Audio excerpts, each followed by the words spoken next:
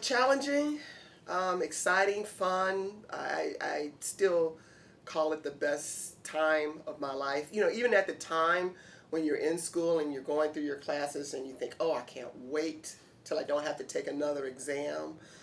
You don't really realize what employment really means, and and the freedom that you have as a student. You know, after leaving there, it really became some of the best times of our lives. Time of maturing and growing up and sort of setting your viewpoint on the world. I wouldn't have traded it for anything.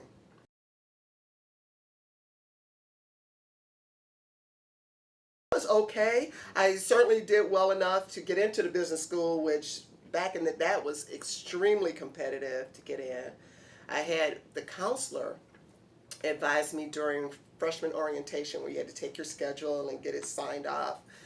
And I had indicated that it was my intention to go to business school. So a foreign language was not a requirement to attend the business school. And I did not sign up for a foreign language. And I signed up for some other social science things. And the counselor, she said, honey, chances are you're not getting into Michigan's business school. This is what I was advised. And I was a little taken aback from that, but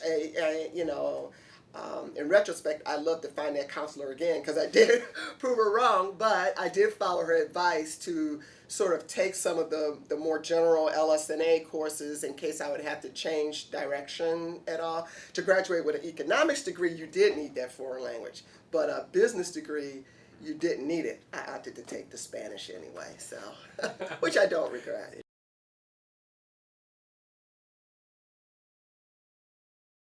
Not too much. I did not. There was the occasional campus sit-in that I might have gone and participated in, but I was not. I didn't do a lot of volunteer work. I was very fortunate coming out of high school to have participated in a high school internship with one of the big 8 accounting firms at the time, Arthur Andersen. And so every time we had downtime, Arthur Andersen opened the door for me to come back and work there. So I stayed on their payroll, and they sort of mentored me through my school time. So I didn't have a lot of free time, was not very interested in any. I didn't join a sorority or anything like that. I was kind of a bookworm. I studied. Yeah. Yeah.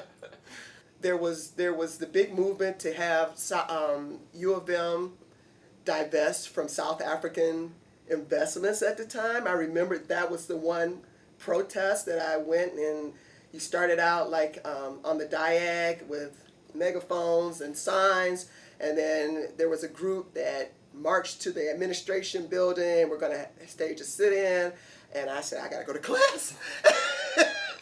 And I missed all of that part, but that was like the big issue at the time, was the trying to break the apartheid system and use. We were insisting that Michigan divest of any investments there at the time. I can't recall anything else that was going on, but that was. That had to be probably freshman year around at that time when that came along.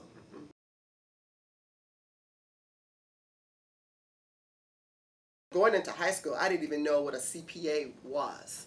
I never heard I didn't know any, I didn't know what it meant, but this high school internship sort of exposed me to what it was. It just lasted a couple of weeks, but at the end of the 2 weeks was when they said, you know, we're impressed by you, we see some potential in you. If you keep your grades up and do a good job at Michigan, we'd like to have you come back next summer. And from that, the summers turned into even winter breaks. I could go and put in a few hours and make a little extra cash. So it really did help a lot financially for me, as well as on the experience side. Yeah, that sounds like a really great experience. It was an amazing.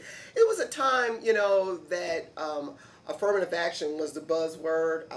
Those firms were having a difficult time recruiting African Americans and women, and I was 2 check boxes, and so it worked out really well for me. Mm-hmm.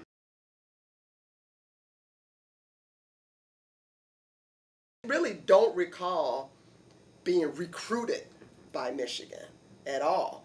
There, it seems like in today's world there are a lot more aggressive activities by the universities to go out and get students. I don't recall that at all. I came from a family that my older sister started at Eastern, never completed. So I was really the first high school, graduate going away to, and going to a major university. It was during a time of affirmative action, so I do feel as though that probably opened the doors wider. I was admitted, but did not qualify for some of the sort of extra support activities that were offered to a lot of the African American students at the time. Some of the students got to start in the summer. They had a program they called Summer Bridge, which helped to sort of reinforce some of if they had some shortfalls on math or language or English, they could go to Summer Bridge and sort of get a jump start on things. A lot of the students were qualified to have tutoring at no charge. They had this program. I think it was called the Coalition for the Use of Learning Skills, CULS. And you could go there and get tutoring if you were struggling in any subject. But apparently my SAT scores and my grade point average sort of put me out of that realm of being able to. So I sort of had to deal with getting help on my own.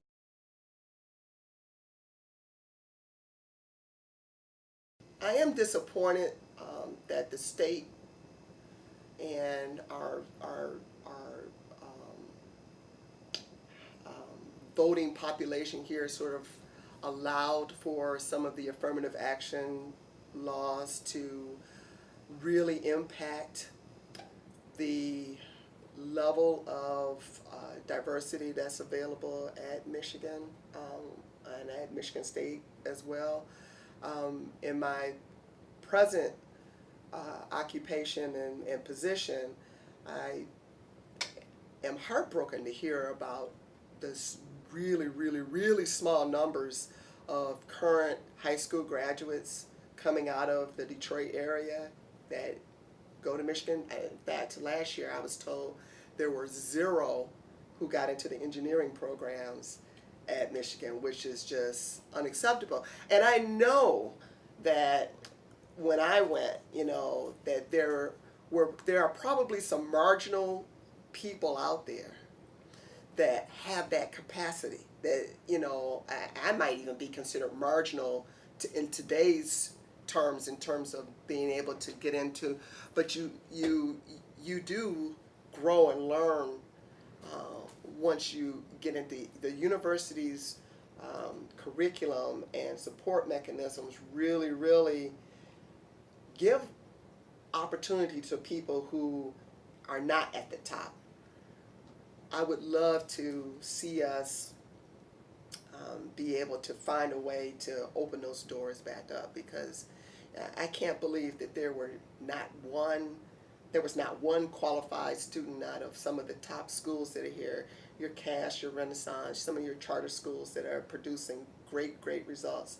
Not one got into the engineering program in Michigan, and that's troublesome, particularly since that's the field that's booming right now. You can't find enough engineers here. So, and I do believe that Michigan's administrators are looking for that answer. But the law is what the law is, and you have to remain in compliance with it. I would just love to see something happen in that area.